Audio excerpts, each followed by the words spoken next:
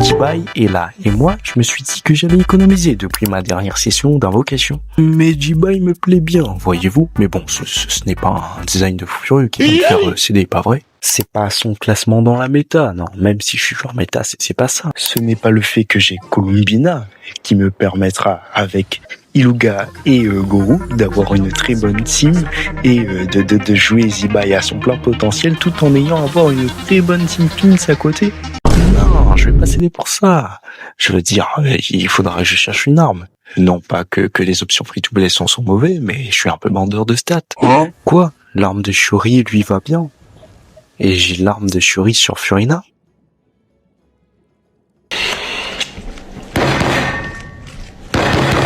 Bah du coup non. Vous avez vu le titre de la vidéo.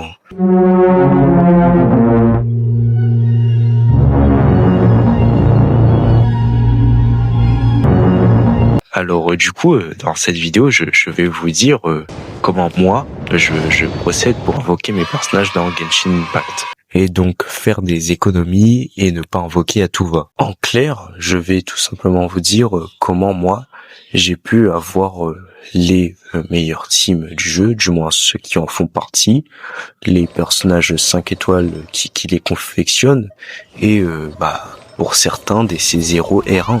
Et tout ça en free-to-play. 0 € dépensés dans le jeu. Mais je préfère prévenir, il faudra être patient.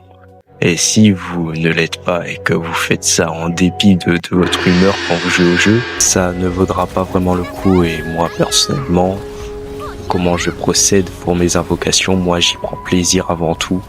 Donc ouais, c'est pas disposé à tout le monde. Ainsi, si vous êtes toujours là, ça veut dire que vous êtes curieux. Comment moi, en tant que joueur free-to-play, je procède pour mes invocations.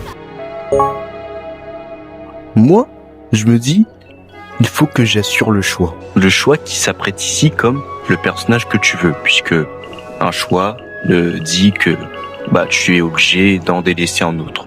C'est ce que vivent les joueurs free-to-play, j'ai envie de dire. En clair, j'invoque que quand les statistiques sont de mon côté. J'ai pas envie de me baser sur le facteur chance du gacha game. Alors pourquoi moi je décide d'invoquer que quand j'ai à peu près 100% de chance d'avoir ce que je désire? Déjà de 1, c'est très joli. Quand tu vois ton compte en banque 30 000 primogèmes, tu crois que t'es Dieu. De 2, j'ai pas envie de me faire anéantir. Des joueurs qui ont perdu leur 50-50 et ne peuvent plus invoquer parce qu'ils ont 0 économie. J'en connais des joueurs qui ont arrêté le jeu juste pour ça. Et de 3, imaginons que tu as économisé 30 000 primogèmes et que le personnage que tu as économisé pour arrive en bannière. Tu fais 2 multis, tu as sa C0 et sa R1. Plus de 26 000 primogèmes encore dans ton compte en banque. Tu ne serais pas heureux?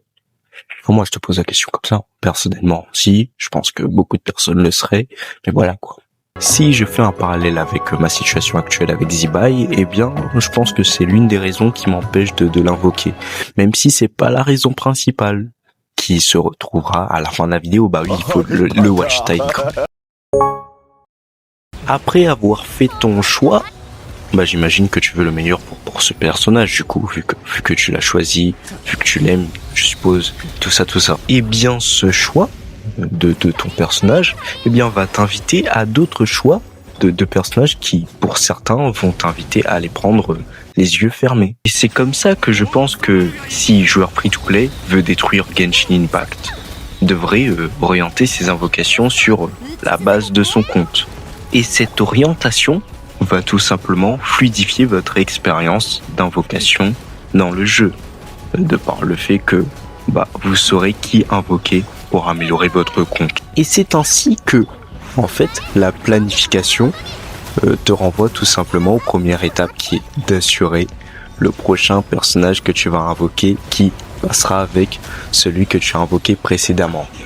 C'est juste un cycle en fait. Et généralement, les bons personnages n'arrivent pas tous en même temps. Et encore, tu peux y aller voir la rerun dans tous les cas. C'est ce que j'ai fait pour Flint. Et si je fais un parallèle avec ma situation avec Zibai, tu vois que si je l'invoque, j'ai une team.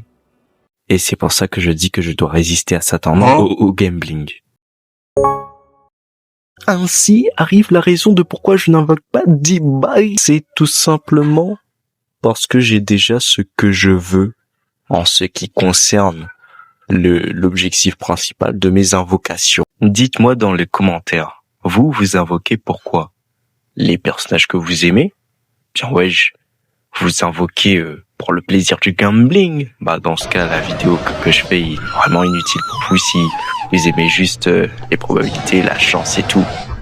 Ou, comme moi, pour détruire le jeu. Ce que j'entends par détruire le jeu, c'est 36 stars les abysses, ce qui est plutôt un classique de mon côté, et de réussir la div 5 dans le carnage chtonien. Et je fais déjà ça.